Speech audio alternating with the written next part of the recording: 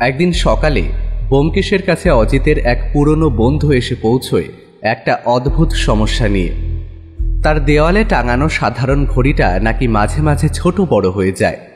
এমন একটা অদ্ভুত কেস হাতে নিয়ে ব্যোমকেশ রীতিমতো তদন্ত শুরু করার পরে বুঝতে পারে ঘড়িটার মধ্যে সত্যি অদ্ভুত কিছু রয়েছে। আর সেই রহস্য উদ্ঘাটন করতে গিয়ে ব্যোমকেশ খোঁজ পায় সেই পাড়ায় অনেকদিন আগে থাকা এক ভদ্রলোকের, যার সাথে ওই ঘড়ির একটা সম্পর্ক রয়েছে। সেই সম্পর্কটা কি, আর নবারুণ বাবুর বাড়ির ঘড়িটা মাঝে মাঝে ছোট বড় হয়ে যায় কি করে? এই সকল প্রশ্নের উত্তর পাবেন আজকের এই গল্পে। নমস্কার শ্রোতা বন্ধুরা, আজ আপনারা শুনবেন প্রখ্যাত সাহিত্যিক শরদিন্দু বন্দ্যোপাধ্যায়ের সৃষ্ট অমর চরিত্র ব্যোমকেশ বক্সীর প্রতি আমাদের শ্রদ্ধার নিবেদন, লেখক সুকান্ত দাসের কলমে একটি ব্যোমকেশ ফ্যানফিকশন, ব্যোমকেশ ও সাদা ঘড়ির রহস্য। গল্পের সূত্রধার শুভ, গল্প পাঠে পিনাকি, ব্যোমকেশের চরিত্রে ব্রতদীপ, অন্যান্য চরিত্রে পার্থ, সাগ্নিক ও শিউলি। শুরু হতে চলেছে আজকের আমাদের বিশেষ নিবেদন, ব্যোমকেশ ও সাদা ঘড়ির রহস্য।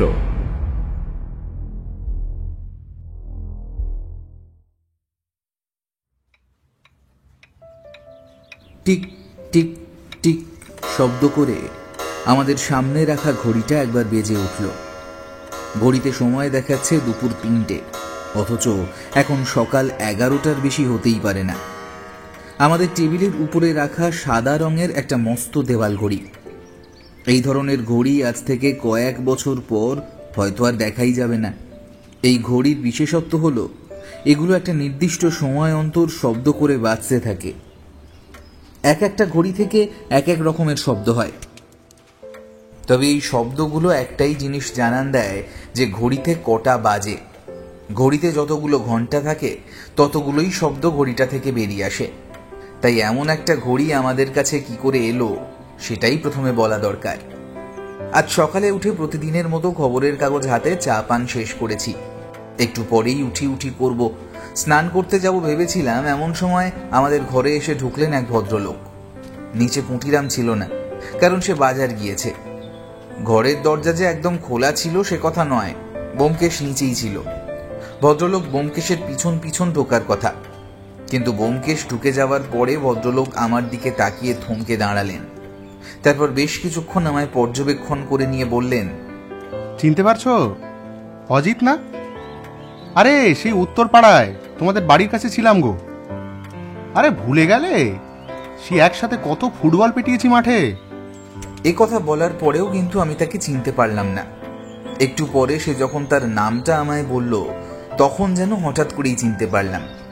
আসলে মেস বাড়িতে থাকার আগে আমি উত্তরপাড়ায় একটা বাড়িতে থাকতাম, আর সেখানেই এই নবারুণের সাথে আমার আলাপ হয়েছিল। সত্যি বলতে ফুটবল খেলার কথাটাও সে মিথ্যে বলেনি। সেখানে একরকম বিকেলের দিকে মাঠে ফুটবল খেলা হতো, তবে 2-1বার ছাড়া আমি সেখানে যাইনি, খেলিও নি। কিন্তু নবারুণের সাথে আমার এমন একটা সম্পর্ক তৈরি হয়েছিল। তারপর এই মেস বাড়িতে চলে আসার পরে, মানে যখন থেকে ব্যোমকেশের সাথে আমার আলাপ, তারপর নবারুণের সাথে দেখা সাক্ষাৎ কমে এসেছিল। আজ এত বছর পর তাকে দেখে খুব ভালো লাগলো। একটু এগিয়ে গিয়ে তাকে প্রশ্ন করলাম, তোমার খবর কি? কতদিন বাদে দেখা হলো, একটু মোটা হয়ে গেছো মনে হচ্ছে। মোটা কি শুধু আমি হয়েছি, তুমি কি হওনি? শুনলাম আজকাল লেখালেখি করছো নাকি? বেশ নামডাকও তো করেছো। বাবা, আমি বেশ খুশি হয়েছি। তবে তোমার সাথে যে এভাবে দেখা হয়ে যাবে সেটা কিন্তু একেবারেই ভাবতে পারিনি।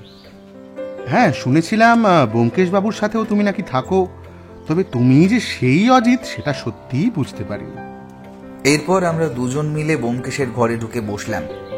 ব্যোমকেশ আমাদের কথাবার্তা শুনতে পেয়েছিল, তাই আমাদের দিকে তাকিয়ে একটু হেসে বলল, আপনি তাহলে আমাদের অজিতের বন্ধু? তা বেশ। আরে বন্ধু বলে বন্ধু, সে একবার কি হয়েছিল ব্যোমকেশ বাবু শুনুন। সেই বৃষ্টির মধ্যে আমরা মাঠে তো ফুটবল খেলতে নেমেছি, তারপর সে কি কাণ্ড! কি অজিত! আমি হাঁ হাঁ করে উঠলাম। নবারুণকে আমি চিনি, তার মুখে কিছুই আটকায় না। সে এক্ষুনি সবকিছু বলে বসবে, আর তা বলে বসলে ব্যোমকেশ আমার পিছনে লাগবে। এরপর আমি তাই বললাম, তোমার ব্যাপার কি? হঠাৎ আজ এখানে এসে উপস্থিত হয়েছ? আগে খেয়াল করিনি, এখন দেখতে পেলাম ব্যোমকেশের টেবিলের উপরে একটা বেশ বড় সড়ো ঘড়ি রাখা রয়েছে। মনে হয় নবারুণ সেটা হাতে করে নিয়ে এসেছে। ব্যোমকেশ সেটা হাতে নিয়ে আগে ঢুকেছে বলে আমি খেয়াল করতে পারিনি। সেদিকে আমার নজর ঘুরিয়ে দিয়ে নবারুণ বলল, এই ঘড়িটা নিয়ে বড্ড সমস্যায় পড়েছি, বুঝলে?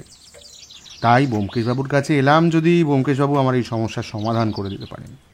আমি ঘড়িটার দিকে তাকালাম, আর ঠিক তখনই ঘড়িটা 3 বার শব্দ করে বেজে উঠল। বেশ কিছুক্ষণ ধাতস্থ হয়ে বসার পর নবারুণ ব্যোমকেশের দিকে তাকিয়ে একরকম বলতে শুরু করলো। উত্তরপাড়ার কাছে আমার বাড়ি ব্যোমকেশবাবু। আমার বাড়িতে আমি, আমার স্ত্রী আর আমার ছেলে থাকে। আমার কাজ অতি সামান্য, একটা কারখানায় মেশিন অপারেটরের কাজ করি। যা মায়নাপত্র পাই তাতে আমাদের সংসার মোটামুটি ভালোভাবে চলে যায়। তবে সেসব কথা এখানে বলার কোনো প্রয়োজন নেই। এই ঘড়িটা আমি মাস কয়েক আগে পাই। প্রথম আগে তেমন কিছুই হয়নি। হঠাৎ ঘড়িটা একটা অদ্ভুত সমস্যা দেখা দিয়েছে। একদিন সকালে উঠে মনে হলো ঘড়িটা সামান্য ছোট হয়ে গেছে। সত্যি বলতে ব্যাপারটা চোখে পড়ার মতো নয়, কিন্তু যেটা চোখে পড়েছিল সেটা একটা অন্য কারণ। আপনি দেখবেন ব্যোমকেশবাবু, ঘরের দেয়ালে যদি কোনো জিনিস একভাবে থেকে যায় তাহলে তার পেছনের দেয়ালে একটা ছাপ পড়ে। তা সেই ঘড়িটা আমাদের ঘরের দরজা দিয়ে ঢুকে ডান দিকের দেয়ালে মাথা সমান উচ্চতায় ঝোলানো থাকত। বেশ কয়েক মাস থাকার জন্য ঘড়িটার পেছনেও তেমন একটা ছাপ পড়েছিল। মাসখানেক আগে ঘড়িটা নামাতে গিয়ে চোখে পড়ল যে সেই ছাপটা যেন ওই ঘড়িটার আশেপাশে সামান্য দেখা যাচ্ছে। আসলে ব্যোমকেশবাবু, আমি একটু খুঁতখুঁতে মানুষ, সব কিছু নিয়েই একটু মনের মতো করে করার চেষ্টা করি, আর সব কিছুর প্রতি আমার একটা প্রখর দৃষ্টি থাকে। তাই ব্যাপারটা আমারই চোখে পড়েছিল, কিন্তু আমার স্ত্রীর চোখে পড়েনি। আমি তাকে ব্যাপারটা বলতেই সে বলে ওটা নাকি আমার মনের ভুল। একটা ঘড়ি ছোট কিংবা বড় কি করে হয়ে যায়? আর ঘড়ি তো আর গাছ নয় যে আস্তে আস্তে বড় হয়ে যাবে। ব্যাপারটা কিন্তু আমার মাথার মধ্যে যেন থেকেই যায়। আমি ঘড়িটা নামিয়ে নিয়ে দেয়ালের ছাপটা ভালো করে পরীক্ষা করি। ঘড়িটা একটা পেরেকের মধ্যে ঝোলানো থাকতো। বড় ঘড়ি ব্যোমকেশবাবু, তাই একটা পেরেকে সম্ভব হতো না বলে দুটো রেখে ঝোলানো থাকতো। সেখান থেকে ঘড়িটা নামিয়ে এনে ভালো করে পরীক্ষা করে দেখি, না, ঘড়িটা যেমন ছিল তেমনই আছে, কিন্তু দেয়ালের উপর চেপে দিয়ে বুঝতে পারি আমার ধারণাটাই ঠিক। দেয়ালের সেই ছাপ থেকে বোঝা যায় ঘড়িটা সামান্য যেন ছোট হয়ে গিয়েছে। ব্যাপারটা হওয়ার মতো নয় আমি নিজেও জানি। একটা ঘড়ি আমার ঘরের দেয়ালে ঝুলছে, অথচ ঘড়িটা বড় থেকে সামান্য ছোট হয়ে গেছে। এটা কি করে হতে পারে? কিন্তু ব্যোমকেশবাবু, আমি সেই ছাপটা ভালো করে মিলিয়ে দেখেছি। ঘড়িটা ছোট হয়ে গেছিল তাতে কিন্তু কোনো সন্দেহ নেই। আচ্ছা নবারুণ বাবু, আপনার মনে আছে আপনি ঠিক দেখেছিলেন সেই ছাপটা আপনার ঘড়িটার থেকে বড়? আর এছাড়া অন্য কোনো পার্থক্য লক্ষ্য করেছিলেন ঘড়িটার মধ্যে? হ্যাঁ ব্যোমকেশবাবু, আমি নিশ্চিত ঘড়িটা ছোট হয়ে গেছিল। তবে সেই একটা পার্থক্য ছাড়া ঘড়িটা দেখে কিন্তু আর কিচ্ছু বোঝার উপায় নেই। আর হ্যাঁ, আর একটা ব্যাপার, ঘড়িটা আগের থেকে একটু বেশি নতুন বলে মনে হচ্ছিল। মনে হয় 5-6 মাসের আগের একটা ঘড়ি আর 2 মাসের একটা ঘড়ির মধ্যে যতটা পার্থক্য থাকার কথা ঠিক ততটাই। আচ্ছা, তারপর কি হলো? ব্যাপারটা কিন্তু আমার মাথার মধ্যেই রইল। সব কিছু স্বাভাবিকভাবেই চলতে থাকলো। ওই ঘড়ির ছাপ থেকে ছোট হয়ে যাওয়া ছাড়া আর কোনো পার্থক্য আমি কিন্তু দেখতে পেলাম না। তারপরে বেশ কয়েকদিন কেটে গেল। আরও একদিন কি যেন মনে হতে আরও একবার ঘড়িটার সামনে গিয়ে দাঁড়িয়ে ভালো করে যখন দেখছি, তখন মনে হলো ঘড়িটার চারপাশে সেই সামান্য ছাপের ফাঁকটুকু আর দেখা যাচ্ছে না। মনে হলো ঘড়িটা যেন সামান্য বড় হয়ে গিয়ে আগের ছাপটুকুকে মিলিয়ে দিয়েছে। কিন্তু সত্যি আমার কেমন একটা অদ্ভুত লাগলো। তাই ঘড়িটাকে নামিয়ে আনলাম। নামিয়ে এনে ভালো করে পরীক্ষা করে দেখলাম, না, ঘড়িটা আগের ছাপের মতোই রয়েছে। এখন ব্যাপারটা এমন হতে পারে যে ঘড়িটা ছোট হয়ে যাওয়ায় ছোট ছাপ পড়েছে, তাই এখন এমন কিছু বোঝা যাচ্ছে না। কিন্তু কেমন যেন মনে হতে লাগলো যে না, ঘড়িটা আগের থেকে আবার বড় হয়ে গিয়েছে। কারণ দেয়ালের কাছে ভালো করে চোখ নিলে বোঝা যায় যে ঘড়িটার আগের ছাপের থেকে এখনের ছাপটা যেন একটু বেশি বড়। ব্যোমকেশের সাথে সাথে আমিও অবাক হয়ে এবার নবারুণের দিকে তাকালাম। তারপর বললাম, তুমি এসব কি বলছো? তুমি নিজে বুঝতে পারছো? তুমি একবার বলছো তোমার ঘড়িটা ছোট হয়ে গেছে, আবার বলছো তোমার ঘড়িটা বড় হয়ে গেছে। এটা হওয়া সম্ভব নাকি কোনোভাবে? আমি জানি ব্যোমকেশবাবু, আপনি হয়তো ভাবছেন আমি যেসব কথা বলছি সেগুলোর কোনো ভিত্তি নেই। আমিও তো ভুল বলছি, কিন্তু একটা ভুল ধারণা নিয়ে আমি এত দূর আপনার কাছে ছুটে আসবো কেন বলুন তো? আর তাছাড়া আমি জানি আপনি ব্যস্ত মানুষ, শুধু শুধু আপনার সময় নষ্টই বা করতে যাব কেন আমি, বলুন? আপনার কথাগুলো আমি মোটেই ভুল মনে করছি না নবারুণবাবু, তবে আপনি ঠিক বলছেন তো। প্রথমবার আপনার যেমন মনে হয়েছিল ঘড়িটা ছোট হয়ে গেছে, দ্বিতীয়বার তেমন আপনার ঠিক মনে হয়েছিল ঘড়িটা বড় হয়ে গেছে। এই ব্যাপারে আপনি নিশ্চিন্ত তো? দেখুন, এখানে আপনার দেখার উপর কিন্তু সব কিছু নির্ভর করছে। আপনি যদি ঠিক দেখেন তাহলে কেসটা আমি অবশ্যই হাতে নেব, আপনি যদি ভুল দেখেন তাহলে কিন্তু কেস নেবার মতো কিছুই নেই। না ব্যোমকেশবাবু, আমি ঠিকই দেখেছি। আরও একটা ব্যাপার ব্যোমকেশবাবু, আসলে প্রথমবার যখন ঘড়িটা আমার কাছে সামান্য ছোট হয়ে এসেছে বলে মনে হয়, তখন ঘড়িটার পেছনে আমি কিন্তু একটা লাল রঙের একটা পেন দিয়ে একটা গোল দাগ দিয়ে রেখেছিলাম। পরের বার যখন ঘড়িটা বড় বলে মনে হয়, তখন ঘড়িটাকে নামিয়ে এনে দেখি সেই দাগটা কিন্তু আর নেই। হ্যাঁ, ঠিক এইটাই আমি বলতে চাইছিলাম নবারুণবাবু, যে আপনি কোনো কিছু একটা প্রমাণ রেখেছেন নাকি ঘড়িতে, তাহলে সেটা যখন রেখেছেন। ব্যোমকেশ কথাটা বলেই টেবিলের উপর রাখা ঘড়িটা তুলে নিয়ে উল্টে দেখল, কিন্তু সেখানে লাল রঙের কোনো দাগ নেই। তখন নবারুণ ঘড়িটায় হাত দিয়ে ঘড়িটার পিছনে যেখানে ঘড়ির স্প্রিং, ব্যাটারি সমস্ত কিছু থাকে সেখানে হাত দিয়ে একটা জায়গা দেখিয়ে দিয়ে বলল, এখানে ব্যোমকেশবাবু, ঠিক এখানেই আমি ঘড়ির পেছনে লাল রঙের একটা ছোট গোল দাগ এঁকে দিয়েছিলাম। কিন্তু আপনি এখন দেখতেই পাচ্ছেন, দেখলে বোঝাই যাবে এখানে কোনোদিনও কোনো লাল রঙের দাগ পড়েনি। ওই লাল দাগের ব্যাপারে আপনি কি আর কাউকে বলেছিলেন, মানে আপনার স্ত্রী কিংবা অন্য কাউকে? না ব্যোমকেশবাবু, আমি সে ব্যাপারে আর কাউকেই কিছু বলিনি।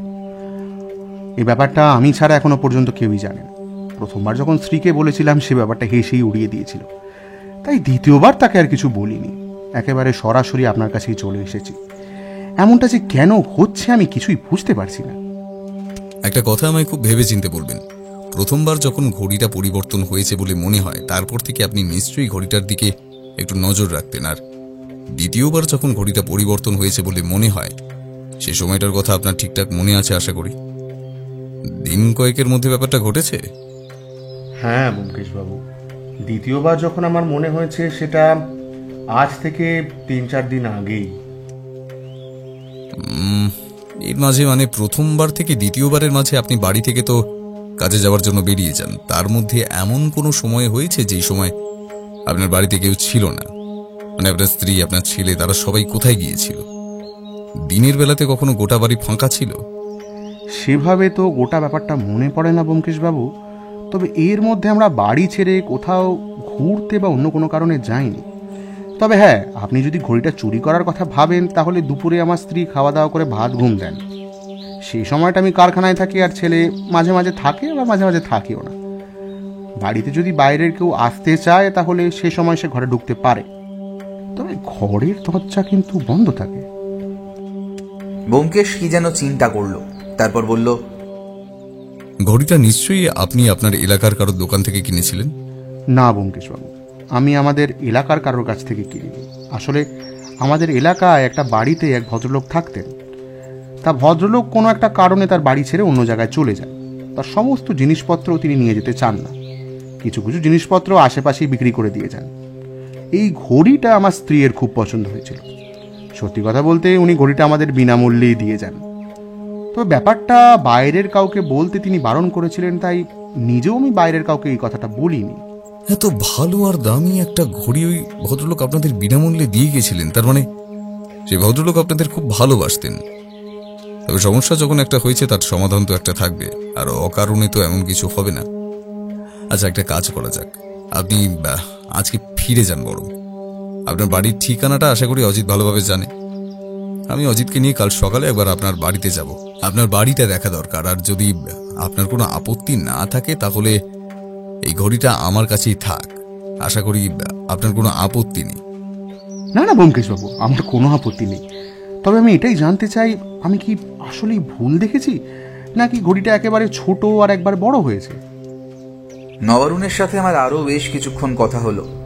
অনেকদিন আগেকার বন্ধু, তারপর সে একসময় চলে গেল। আমি তাকে বললাম কাল সকালেই আমরা তার বাড়িতে যাব, তাকে নিশ্চিন্ত থাকতে। তবে এমন একটা অদ্ভুত ব্যাপার নিয়ে সে যে আসবে সেটা আমি ভাবতে পারিনি। সে চলে যাওয়ার পরে ব্যোমকেশের কাছে গিয়ে বসতে দেখলাম ব্যোমকেশ কিছু একটা ভাবছে। সেটা দেখে আমি প্রশ্ন করলাম, ব্যোমকেশ? তুমি নবারুণের কেসটা নিতে গেলে কেন? এমন অদ্ভুত ব্যাপার কি হতে পারে নাকি? দেওয়ালে ঝুলতে থাকা একটা ঘড়ি নিজে থেকেই ছোট হয়, বড় হয়, কিভাবে সম্ভব? কেসটা নেওয়ার আসল কারণটা তুমি নিজের মুখেই যে বলে দিলে অজিত। এখন কালকের জন্য অপেক্ষা করো। ব্যোমকেশ ঘড়িটা মন দিয়ে দেখতে ব্যস্ত হয়ে গেল। আমি বুঝতে পারছিলাম না আমি হঠাৎ করে এমন কি বললাম যে ব্যোমকেশ সেটাকেই কেসটা হাতে নেওয়ার কারণ বানিয়ে দিল। ব্যোমকেশ মাঝে মাঝে এমন সব কথাবার্তা বলে তার কিছুই বোঝা যায় না। তবে আমি বুঝতে পারছিলাম ব্যোমকেশ এখন আর কিছুই বলবে না, সে ঘড়িটা নিয়ে ব্যস্ত হয়ে পড়বে। তাই কাল সকালে ছাড়া তেমন কিছুই আর জানা যাবে না।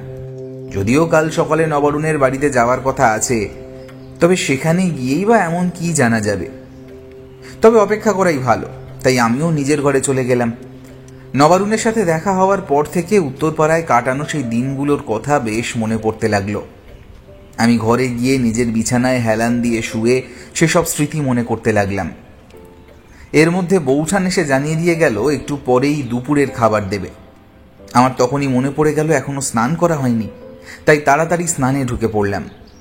স্নান সেরে বেরিয়ে দুপুরের খাবার টেবিলে বসে ব্যোমকেশকে বৌঠান প্রশ্ন করল, টেবিলের উপরে একটা ঘড়ি দেখতে পেলাম, এটা আবার কোথা থেকে জোটালে? ব্যোমকেশ খেতে খেতে একটু হেসে হেসে কথার উত্তরে বলল, ওই অজিতের এক বন্ধু এসেছিলেন, তিনি দিয়ে গেছেন ঘড়িটা। আমার বেশ পছন্দ হয়েছে, তাই আমার কাছে রেখে দিয়েছি। কয়েকদিন পরে অজিতকে ফেরত দিয়ে দেবো। সে কি, ঠাকুরপোর বন্ধু এলেন অথচ তুমি একবার আমায় জানালে না? না, ওনাকে দুপুরে খেতে তো বলতে পারতে। ঠাকুরপোর বন্ধু বলে কথা, উনি আবার কি ভাববেন বলো তো? কিচ্ছু ভাববেন না, ওনার একটু তাড়া ছিল, তাই আজ তাড়াতাড়ি চলে গেছেন। কাল সকালে আমাদের একবার ওনার বাড়িতেও যেতে বলেছেন।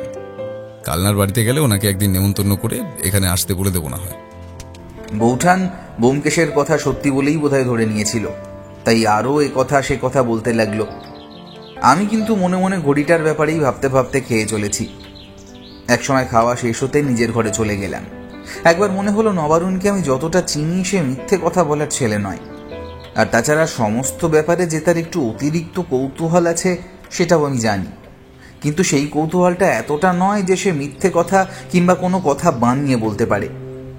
সে যখন বলছে তার মানে ঘড়িটার মধ্যে কিছু একটা আছে, আর সেটাই বোধহয় ব্যোমকেশ বুঝতে পেরেছিল, কিন্তু এখনো কিছুই বলতে চায়নি। কাল নবারুণের বাড়িতে গিয়ে আবার কি ঘটবে সেটাই ভাবতে লাগলাম আমি। ব্যোমকেশকে কিন্তু এর মধ্যে যখনই দেখলাম তখনই সে ঘড়িটা নিয়ে পড়ে রয়েছে, কিন্তু একটা সাধারণ দেওয়াল ঘড়ির মধ্যে কি এমন রয়েছে যেটা ব্যোমকেশ দেখার চেষ্টা করছে সেটা আমি বুঝতে পারলাম না।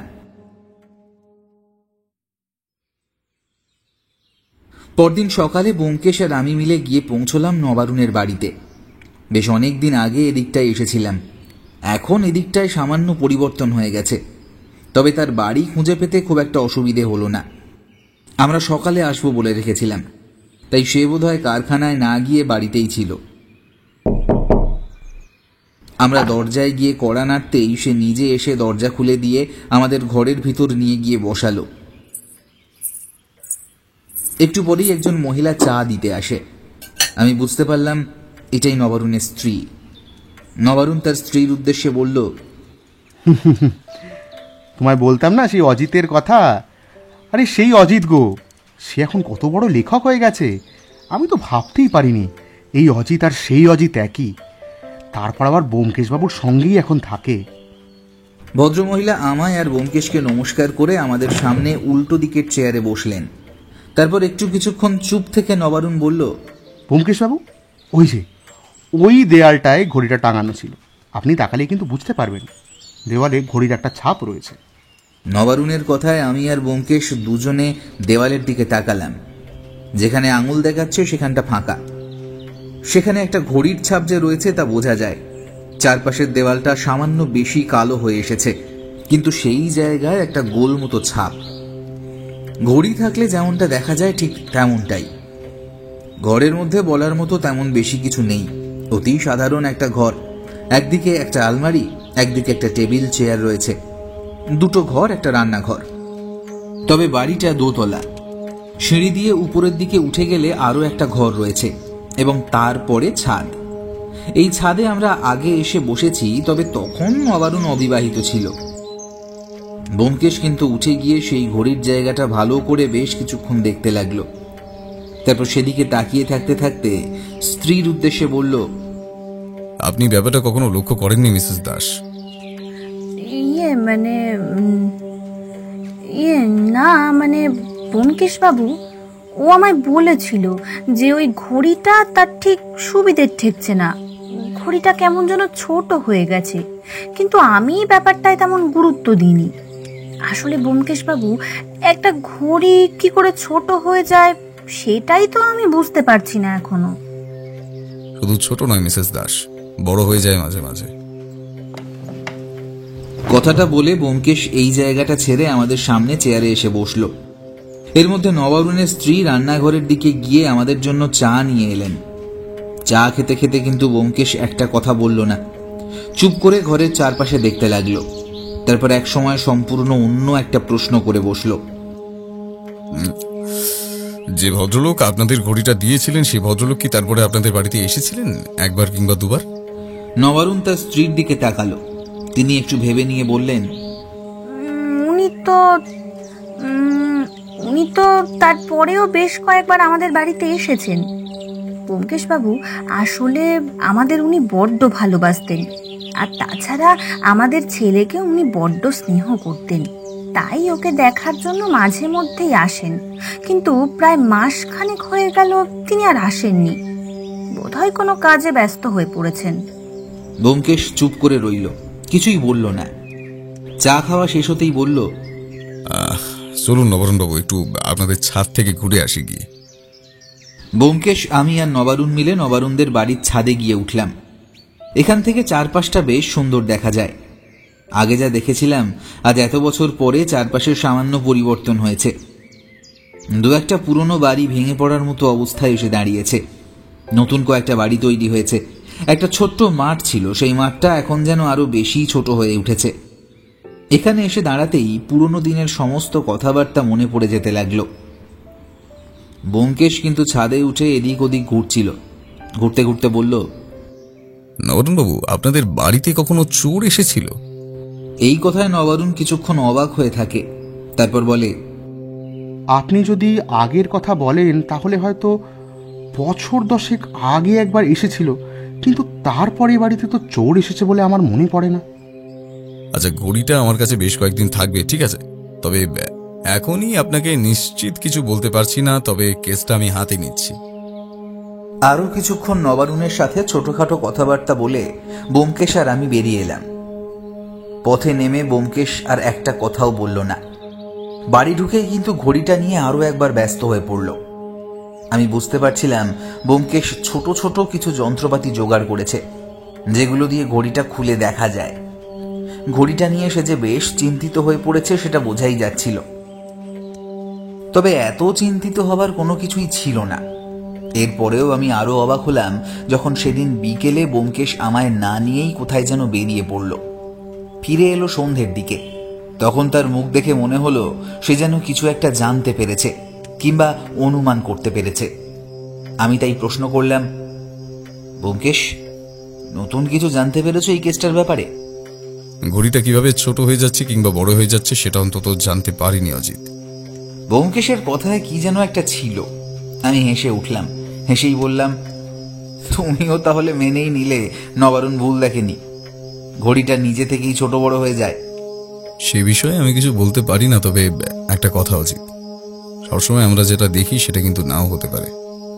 এই তুমি হেয়ালি বাদ দিয়ে আমায় একটু খুলে বলো তো ব্যাপারটা কি? এখনো সময় হয়নি, সময় হলে তুমি নিজেই বুঝতে পারবে অজিত। আচ্ছা, এখন আমার একটু কাজ রয়েছে। কথাটা বলে একরকম আমায় যেন দেখতেই পায়নি এমন ভাব করে ব্যোমকেশ নিজের ঘরে গিয়ে ঢুকলো।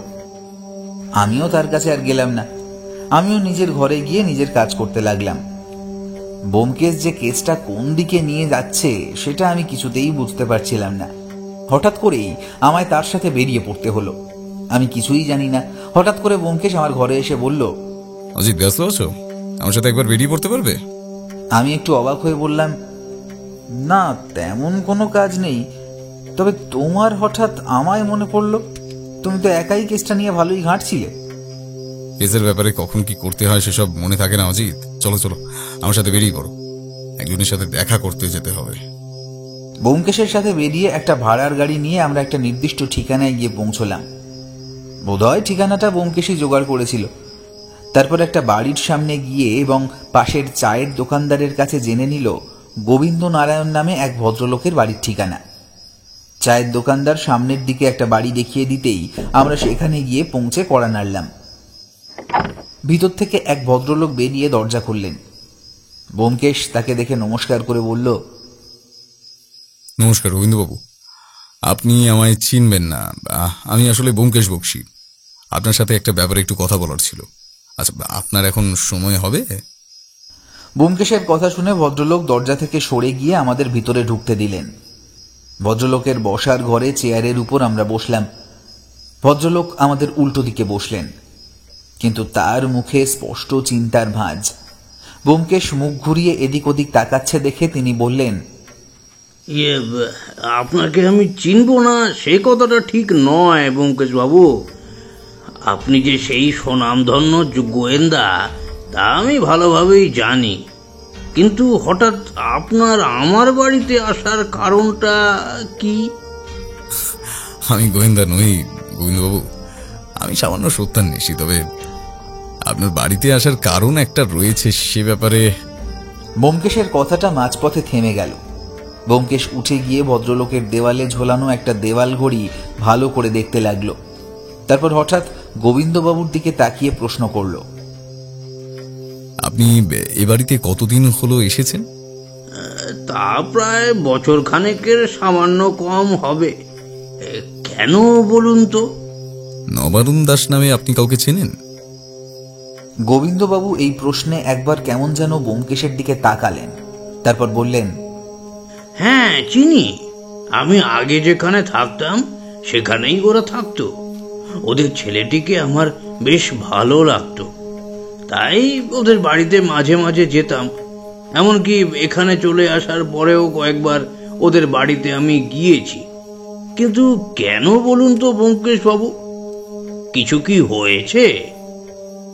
একটা সমস্যার কিছু নয়, তবে আপনি যে ঘড়িটা নবারুণ বাবুকে দিয়েছিলেন সেই ঘড়িটা একটা অদ্ভুত সমস্যার সৃষ্টি করেছে। সেই ঘড়িটা বিভিন্ন সময় ছোট বড় হয়ে যায়। এই কথাটা আপনি কি জানতেন? ব্যোমকেশ বাবু, আপনার জায়গায় যদি এই কথাটা আমায় অন্য কেউ বলতো তাহলে হয়তো আমি এক্ষুনি হেসে উড়িয়ে দিতাম, কিন্তু আপনি যখন বলছেন তাহলে নিশ্চয়ই কিছু একটা আছে। কিন্তু এমনটা কি হতে পারে? একটা ঘড়ি ছোট বড় হবে কি করে? সেটা তো আমিও জানি না গোবিন্দবাবু, তবে আপনি ঘড়িটা দিয়েছিলেন তাই আমার মনে হলো আপনি কিছু জানেন, সে কারণেই আমাদের এখানে আসা। না ব্যোমকেশ বাবু, এ বিষয়ে আমি আপনাকে কোনো সাহায্য করতে পারবো না। যদি করতে পারতাম তাহলে আমার নিজেরও ভালো লাগতো, তবে অনিচ্ছার সাথেই বলতে হচ্ছে আমি এ বিষয়ে কিছুই জানি না। আরেকটা প্রশ্ন গোবিন্দবাবু, যদিও সেটার উত্তর দেওয়া বা না দেওয়া আপনার উপরে, তাও আমি জানতে চাই আপনি হঠাৎ ওই বাড়িটা ছেড়ে এখানে চলে এলেন কেন? বাড়িটা বেশ পুরনো হয়ে গেছিল, আর তাছাড়া ওখানে থাকতেও আমার ঠিক ভালো লাগছিল না, তাই এখানে চলে এসেছি। এদিকটা লোকজনের ঝামেলা নেই, নিজের মতো বসে নিজের কাজ করতে পারি। আচ্ছা, আপনার কি কোনো ব্যবসা রয়েছে? ব্যবসায়ী বলতে পারেন, একটা হিরে জহরতের ব্যবসা রয়েছে। ছোটখাটো মক্কেল আসে, তাদেরকে আমি হিরে জহরত দেখাই, আর তার উপরেই আমার সবকিছু। ব্যোমকেশ বাবু, বুঝতেই তো পারছেন। ব্যোমকেশ আর কিছু বলল না। ভদ্রলোককে বিদায় জানিয়ে আমরা দুজনে বেরিয়ে এলাম রাস্তায়, কিন্তু ব্যোমকেশ চুপ করে রইল।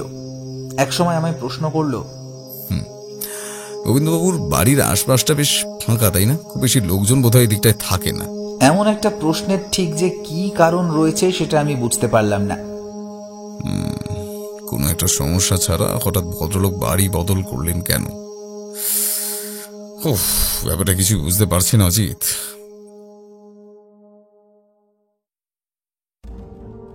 পরের গোটা দিন ব্যোমকেশ বাড়িতে ছিল না, কোথায় যেন বেরিয়ে পড়ল। ব্যোমকেশের সাথে কেসের ব্যাপারে আমার তেমন কিছুই আলোচনা হলো না। এর মাঝে একটা টেলিফোন এলো। আমি টেলিফোন ধরতেই বুঝতে পারলাম দাসবাবু ব্যোমকেশকে খুঁজছে। তবে দাসবাবু আমায় একটা খবর দিলেন, সেটা ব্যোমকেশকে জানিয়ে দিতে বললেন। সেটা শুনেই আমার কেমন যেন মনে হলো ব্যোমকেশ অকারণে বাড়ির বাইরে যায়নি। সে গোটা কেসটা নিয়ে একটু বেশিই ভেবে চলেছে, আর সেই কারণে দাসবাবুকে দিয়েও কয়েকটা ব্যাপারে খোঁজ খবর নিতে বলেছিল। সেই খবরটাই দাসবাবু আমায় জানিয়েছেন। ব্যোমকেশ বাড়ি ফিরে ঘরে ঢুকতেই আমি বললাম, ব্যোমকেশ, দাসবাবু ফোন করেছিলেন। তিনি জানিয়েছেন তুমি যার ব্যাপারে খোঁজ করছিলে তার উপর পুলিশের সামান্য সন্দেহ রয়েছে, তবে তেমন কোনো প্রমাণ পাওয়া যায়নি বলে তার কোনো ব্যবস্থা নেওয়া যায়নি। আমার কথা শুনে ব্যোমকেশের মুখে সামান্য একটা হাসি ফুটে উঠল। সে বলল, অজি, তোমার বন্ধু তাহলে ভুল দেখেননি। তার ঘরের ঘড়িটা সত্যি একবার ছোট হয়ে গিয়েছিল, তারপর বড় হয়ে গিয়েছিল। আমি আবার অবাক হলাম। তারপর বললাম, তুমি কি ভাবছো বলো তো? আর গোবিন্দবাবুর বাড়িতেই বা তুমি গেলে কেন? তিনিই তো নবারুণকে ঘড়িটা এমনি দিয়ে দিয়েছিলেন। তাহলে তার সাথে এই কেসের তুমি আবার কোনো সম্পর্ক খুঁজতে চেষ্টা করছো না তো? সঠিকভাবে এখনো কিছুই বলা যাচ্ছে না যে, আর একটু সময় লাগবে, তারপর সবকিছু বলা যাবে। এখনো সময় হয়নি। আজ কোথায় বেরিয়েছিলে? কয়েকটি ইতিহাস জানার ছিল, সেই ইতিহাসগুলো জেনে নিলাম। তবে মনে হচ্ছে এবার কেসটা এক ধাপ আমরা এগোতে পারবো। তবে আমার মনে হয় না কেসটা ঠিক যেমনভাবে মনে করছি তেমনভাবেই শেষ হবে। কথাটা বলেই ব্যোমকেশ বাথরুমের দিকে চলে গেল। আমি বুঝতে পারলাম ব্যোমকেশ আবার মৌনব্রত অবলম্বন করল।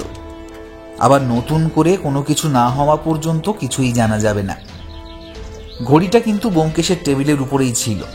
সে স্ক্রুড্রাইভার জোগাড় করে ঘড়িটা প্রায় খুলে ফেলেছিল, তারপর আবার সেটা নতুন করে জুড়ে দিয়েছে। তবে এই সমস্ত কিছু করতে তার বেশ খানিকটা সময় লেগেছে।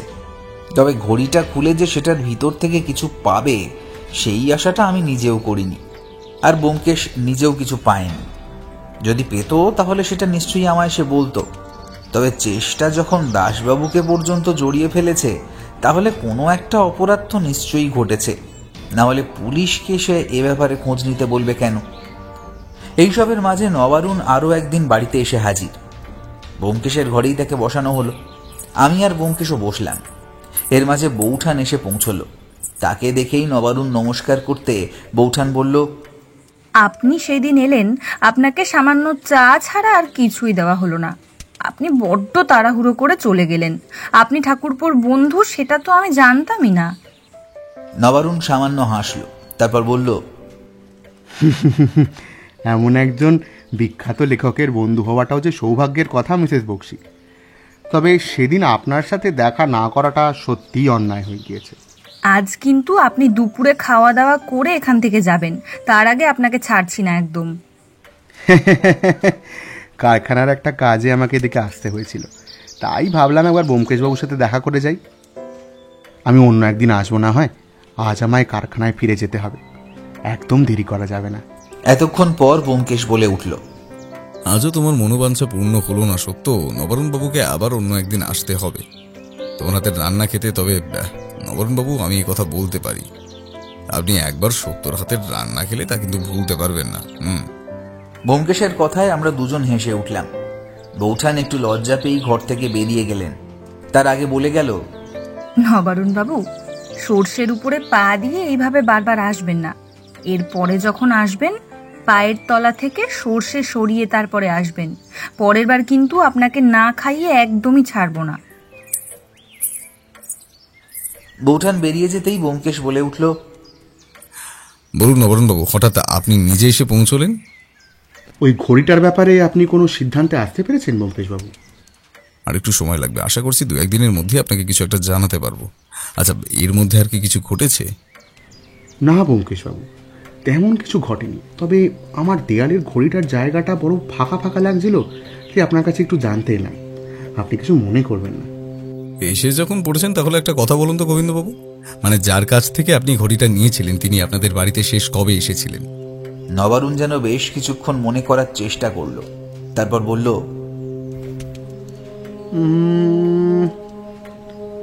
মাসখানেক আগেই বোধ হয় প্রথমবার যখন ঘড়িটা দেখে আমার সন্দেহ হয়, তার কিছুদিন পরে। ব্যোমকেশ কিছু বলল না, চুপ করে বেশ কিছুক্ষণ নবারুণের দিকে তাকিয়ে রইল। তারপর বলল, গোবিন্দবাবুকে কেমন লোক বলে আপনার মনে হয়? বেশ ভালো লোক যতদূর শুনেছিলাম, হিরে জহরতের কোনো একটা ব্যবসা করেন। তবে এখন ঠিক কোথায় আছেন সে ব্যাপারে আমরা জানি না। এই কথাটা শুনে ব্যোমকেশ কেমন যেন চমকে উঠল। তারপর বলল, কেন খোঁজ খবর করার চেষ্টা করেননি আপনি কেন? আমি সারাদিন নিজের কাজ নিয়েই থাকি, আমার সেই বাড়িতে তিনি মাঝে মাঝে আসতেন, তবে সেভাবে তার বাড়িটা আমরা চিনে উঠতে পারিনি। তবে দক্ষিণের দিকে কোথাও একটা থাকতেন সে কথা কিন্তু আমাদের বলেছেন। এরপর আর বেশি কথা হলো না। নবারুণ একটু পরে উঠে চলে গেল। তবে নবারুণ চলে যাওয়ার পর থেকেই ব্যোমকেশের মুখে যেন চিন্তার ভাঁজটা আরো বেশি করে পড়ল। আমি একবার ভাবলাম প্রশ্ন করি, তারপর ভাবলাম থাক, সে নিজে যতক্ষণ না কিছু বলবে, প্রশ্ন করলে শুধু শুধু, তাই আর তাকে কিছুই জিজ্ঞেস করা হলো না। তবে আসল ঘটনাটা ঘটল তার 2 দিন পর। আমি আর ব্যোমকেশ গিয়ে পৌঁছলাম নবারুণের বাড়িতে। নবারুণ ততক্ষণে কারখানা থেকে চলে এসেছে। আমরা যখন গিয়েছিলাম তখন বেশ সন্ধে হয়ে গেছে। আমাদের দেখে নবারুণ খানিকটা অবাক হলেও আমাদের ঘরে নিয়ে গিয়ে বসতে দিল। তারপর আমাদের সামনে এসে চুপ করে বসে রইল। কিছুক্ষণ বসে থাকার পর ব্যোমকেশ বলল, প্রথমে একটা প্রশ্ন করবো আপনাকে। আপনাকে করাচ্ছে আপনার স্ত্রীকে করাটাই ভালো হবে। শেষবার মানে শেষ 2বার যখন গোবিন্দবাবু আপনাদের বাড়ি এসেছিলেন তখন কি তার সাথে একটা বড় কালো রঙের ব্যাগ ছিল? এই কথার উত্তরটা দিলেন নবারুণের স্ত্রী সরস্বতী দাস। হ্যাঁ ব্যোমকেশবাবু, উনি শেষবার যখন এসেছিলেন তখন তার সাথে একটা কালো রঙের ব্যাগ ছিল। যতদূর আশা করতে পারি সেই সময় আপনার স্বামী কারখানায় ছিলেন এবং আপনার ছেলে তখন এই ঘরে আসেনি। ছেলে তখন স্কুলে ছিল ব্যোমকেশবাবু। উনি দুপুরের দিকেই এসেছিলেন, কিন্তু কেন বলুন তো? ওনাকে বসিয়ে রেখে আপনি কোনো কারণে ঘরের ভেতর গিয়েছিলেন, মানে এই ঘরে এই বসার জায়গায় উনি বেশ কিছুক্ষণের জন্য একা থেকেছিলেন, কেন? সরস্বতী দাস মাথা নাড়িয়ে ব্যোমকেশের কথায় সম্মতি জানাতে ব্যোমকেশ বলল, যে কথাগুলো এবার আপনাদের বলতে চলেছি সেগুলোর অনুমান আমার রয়েছে, তবে সঠিক প্রমাণ এই মুহূর্তে আমি পাইনি। তবে আশা করছি বেশ কিছুদিনের মধ্যেই সেটা পেয়ে যাব। আপনারা যখন গোবিন্দবাবুর কাছ থেকে সেই ঘড়িটা নেন তখন সেই ঘড়ির মধ্যে একটা দামি পাথর ছিল। যতদূর সম্ভব সেই পাথরটা একটা চোরাই পাথর। প্রায় বছরখানেক আগে কলকাতা শহরে একটা দামি পোখরাজ পাথর চুরি হয়ে যায়। সেই পাথরটা কিন্তু আর খুঁজে পাওয়া যায় না অনেক চেষ্টা করে। আমার মনে হয় সেই পাথরটা গোবিন্দবাবুর হাতে এসে পড়েছিল। তিনি কোনোভাবে ওই ঘড়ির মধ্যে পাথরটা রেখে দেন। তারপর কোনোভাবে পুলিশের সন্দেহ হয় গোবিন্দবাবুর উপরে। তবে সরাসরি সন্দেহের বশে কারোর বাড়ি তল্লাশি করা যাবে না, আর করলেও সেই পাথরটা ঘড়িতেই থাকবে সে কথা কেউ ভাবতে পারবে না। গোবিন্দবাবুর সাথে এই চোরাই পাথরের লেনদেনের একটা সম্পর্ক ছিল। তিনি হিরে জহরতের ব্যবসার পাশাপাশি এই ধরনের কাজকর্ম করতেন, সে ব্যাপারটা আমরা কিছু সূত্র মারফত জানতে পেরেছি এবং আমার মনে হয় তিনি বাড়ি ছেড়ে গিয়েছিলেন ওই একটা কারণে। তার উপর বোধহয় পুলিশের সন্দেহ, এমনকি আশেপাশের লোকেদের সন্দেহ হলেও হতে পারে। সেই সময় তিনি ঘড়িটা নবারুণবাবুকে দিয়ে যান একটাই কারণে, যাতে ঘড়িটার মধ্যে পাথরটা ভালোভাবে থাকে। আর আমার মনে হয় তারপরেই কোনোভাবে পুলিশ তার বাড়িও সার্চ করেছিল। সেখান থেকে তিনি অন্য জায়গায় চলে যান, কিন্তু নবারুণবাবুর সাথে তার সম্পর্ক ভালো হয়। তিনি এখানে মাঝে মাঝে আসতেন এবং দেখে যেতেন ঘড়িটা। আর ঠিক সেই ঘড়িটার মতোই অন্য একটি ঘড়ি তিনি খুঁজে বার করেন, কিংবা ঘড়ির দোকানের সাথে কথা বলে তৈরি করেন। তারপর সময় সুযোগ বুঝে একদিন দুপুরবেলায় এসে আপনার সাথে কথা বলতে বলতে অন্য মনস্কতার সুযোগে ঘড়িটা বদলে দেয়। আর ঠিক সেই সময় নবারুণবাবুর ব্যাপারটা চোখে পড়ে। এবার সমস্যাটা হলো নবারুণবাবু নিজের হাতে ঘড়ির পেছনে লাল রঙের একটা চিহ্ন এঁকে দিয়েছিলেন। পরে গোবিন্দবাবু সেই ঘড়িটা নিয়ে চলে যান আর ঘড়ির ভেতর থেকে পাথরটা বের করে নেন। তবে এখানেই তিনি আরো একটা কাজ করেছিলেন আমার মনে হয়। তিনি সেই নতুন ঘড়িটাতে অমনি কোনো একটা পাথর লুকিয়ে রেখেছিলেন, যেটা দিয়ে কোনো একটা কাজ করা যাবে। আমার মনে হয় তিনি ঘড়িতে নতুন কোনো পাথর রেখেছিলেন। পুরনো পাথরটা নিয়ে গিয়ে সেই পাথর স্থানে পৌঁছে দিয়ে আরো একবার সেই পুরনো ঘড়িটা নিয়ে এই বাড়িতে এসে সেই ঘড়িটার সাথে বদলে যায়। তিনি ভেবেছিলেন ব্যাপারটা কেউ বুঝতে পারবে না, কিন্তু নবারুণবাবু নিজের মনের ভুল হতেও পারে ভেবে ঘড়িটার পেছনে একটা লাল দাগ দিয়ে রেখেছিলেন। তবে পরে যখন তার সন্দেহ হয় তখন তিনি দেখতে পান লাল দাগটা নেই, আর সেই কারণে তিনি আমার কাছে গিয়ে পৌঁছয়। এখন সমস্যাটা হলো গোবিন্দবাবুকে এভাবে গ্রেফতার করা যাবে না, তার উপর নজর রাখতে হবে এবং কোনোভাবে যদি তার সাথে ওই দলের কোনো একটা যোগাযোগ প্রমাণ করা যায় তাহলে তাকে আমরা গ্রেফতার করতে পারবো। তবে সেই ব্যাপারটা আমি এখনো ভাবছি না। আমার দায়িত্ব ছিল আপনার ঘড়ির অস্বাভাবিকভাবে ছোট বড় হয়ে যাওয়ার সমস্যাটা সমাধান করা, সেটা আমি করে দিয়ে গেলাম। আর এই রইল আপনার ঘড়ি। আমার মনে হয় আপনার এই ঘড়ি আর কখনোই ছোট বড় হবে না। আর আরও একটা কথা, আমার মনে হয় সেটা হলো গোবিন্দবাবু আর কখনোই আপনাদের বাড়িতে আসবেন না। নবারুণ ও তার স্ত্রীর অবাক হওয়া মুখের ওপর আমি তাকিয়ে দেখলাম। আমি নিজেও অবাক হয়েছিলাম, কিন্তু ব্যোমকেশ উঠে দাঁড়িয়ে বলল, অরুণবাবু, আজ আর এখানে বসার সময় হচ্ছে না। আচ্ছা, কিছু মনে করবেন না, আমাদের অন্য একটা কাজ রয়েছে। এই চলে এসো অজিত। দরজা পর্যন্ত নবারুণ আমাদের এগিয়ে দিতে এলো। তখন ব্যোমকেশ বলল, আপনি একদিন হাতে কিছুটা সময় নিয়ে আমাদের বাড়িতে যাবেন। সত্য কিন্তু আপনাকে নিমন্ত্রণ করেছে, আর আমন্ত্রণ কিন্তু উপেক্ষা করা যাবে না। অবশ্যই ব্যোমকেশবাবু, আমি অবশ্যই আপনাদের বাড়িতে একদিন যাব। আপনি যে কি উপকার করলেন আমার, আমি বলতেই পারবো না আপনাকে। একবার আমার নিজেরই মনে হয়েছিল আমি হয়তো ভুল ভাবছি। আপনি ঠিক ভেবেছেন বলেই যে ভদ্রলোককে ধরা সম্ভব হবে নবারুণবাবু। না হলে ভদ্রলোক যে এমন একটা কাজ করতে পারেন সেটা তো আমরা কেউ ভাবতেই পারতাম না, তাই নয় কি? আমি আর ব্যোমকেশ বাড়িতে ফিরে এলাম। বেশ কয়েকদিন পর গোবিন্দবাবুকে গ্রেফতার করা হলো। তার সাথে শহরে হয়ে চলা কয়েকটা রত্ন চুরির ব্যাপারে যে সম্পর্ক রয়েছে সেটা তাকে জেরা করেই জানা গেল। এমনকি তার বাড়ি থেকে একটা কালো রঙের ব্যাগ পাওয়া গেল, যেটার মধ্যে একটা সাদা রঙের ঘড়ি রয়েছে। আর ঠিক ব্যোমকেশের কথা মতো ঘড়ির পিছনের দিকে ব্যাটারির খাপের একটা নির্দিষ্ট জায়গায় পাওয়া গেল একটা পাথর। জানা গেল মাস 6 আগে এই পাথরটাও একটা দোকান থেকে চুরি করা হয়েছিল। সেই পাথরটাই এসে পৌঁছেছে গোবিন্দবাবুর বাড়িতে। পুলিশি জেরাতে আরো অনেক কিছুই জানা গেল, তবে সে ব্যাপারে এখানে বেশি কিছু বলার প্রয়োজন নেই। তবে যেদিন গোবিন্দবাবু ধরা পড়লেন সেদিন রাতে ব্যোমকেশ খাবার টেবিলে বসে বলল, দেখলে অজিত, সেদিন যদি নবারুণবাবুর ধারণাটা আমার আমার আমার নেহাত মিথ্যে বলে হেসে উড়িয়ে দিতাম, তাহলে কিন্তু আজ ভদ্রলোক ধরা পড়তেন না। পুলিশের অনুমান ছিলই, আর তার উপর এই ব্যাপারটা বুঝতে পারার পর সেই অনুমানটা সত্যিতে প্রমাণিত হল। আর তাই গোবিন্দবাবু ধরা পড়লেন। আর সত্যি কথা বলতে গোবিন্দবাবু ধরা পড়ার জন্য একমাত্র দায়ী কিন্তু নবারুণবাবু। শেষের কথাটা ব্যোমকেশ সামান্য হাসতে হাসতে বলল। সেটা শুনে বৌঠান বলে উঠল, ভদ্রলোককে কিন্তু একদিন আমাদের বাড়িতে। বৌঠানকে কথা শেষ করতে না দিয়েই ব্যোমকেশ বলে উঠল, জানি জানি, সে কথা ভদ্রলোককে বলাই আছে। ভদ্রলোক সময় করে একদিন ঠিক আমাদের বাড়িতে আসবেন। হ্যাঁ, তুমি চিন্তা করো না। নবারুণ আমাদের বাড়িতে একদিন সময় করে সত্যিই এসেছিল, আর বৌঠানের হাতের রান্না খেয়ে তার প্রশংসায় পঞ্চমুখ হয়েছিল।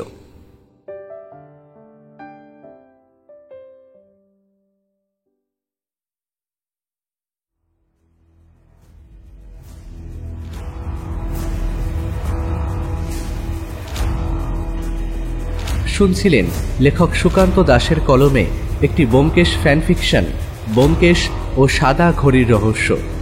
সম্পাদনা, ডিরেকশন এবং ভিডিওর ভিজুয়াল এফেক্টসে প্রায়ণ গোস্বামী। শব্দ পরিকল্পনা, মিশ্রণ এবং আবহ সৃষ্টিতে 62 FPS স্টুডিও। পোস্টার ডিজাইনে কৃষ্ণেন্দু মণ্ডল। কেমন লাগলো আজকের গল্পটি? ভালো লাগলে অবশ্যই আমাদের সাবস্ক্রাইব করে আমাদের সাথে থাকুন এবং লাইক ও কমেন্টের মাধ্যমে আপনার মতামত জানান। এরকম গল্প যদি আরও শুনতে চান তাহলে প্লিজ আমাদের কমেন্টের মাধ্যমে জানান। দেখা হবে নতুন কোনো গল্পে। ততক্ষণের জন্য শুভরাত্রি।